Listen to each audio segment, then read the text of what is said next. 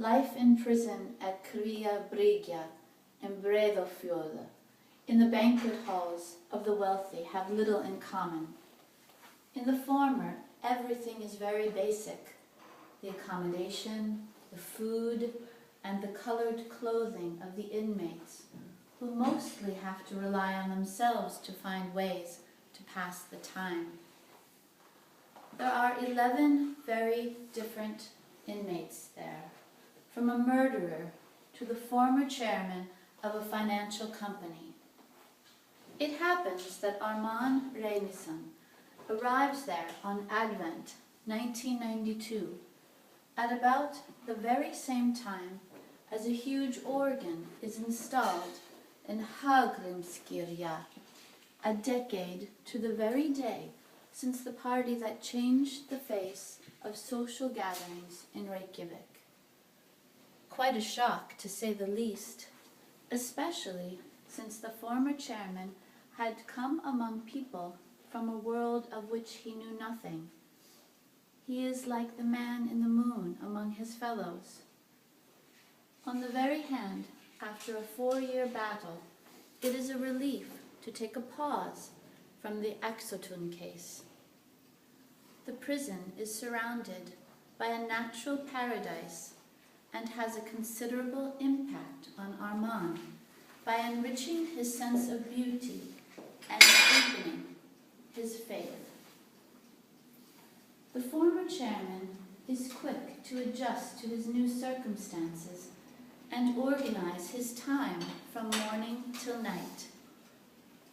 From the very first day, Ármann is determined not to have his sense of balance disturbed. The day begins and ends with prayer.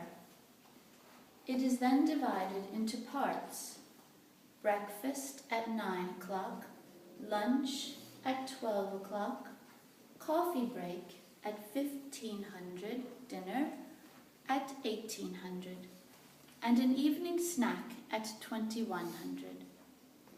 In between, Ármann uses the time to write in his diary, read literature, listen to music, make phone calls, do some physical exercise, and walk in the open air.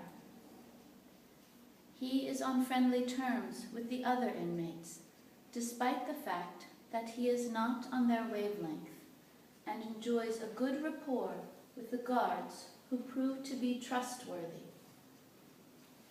The former chairman realizes how well life has treated him in comparison to the experiences of the rest of the inmates. And for the first time in his life, Ármann feels overwhelmed with gratitude for the hand life has dealt him. One midsummer's day, when the sun was shining in the sky and the air was warm, this prisoner sat in an elf hill, looking down over the beautiful fjord, and tried to count the innumerable islands that lay there. As he was doing so, he began to think how his life had been turned upside down, and how awful his situation had become.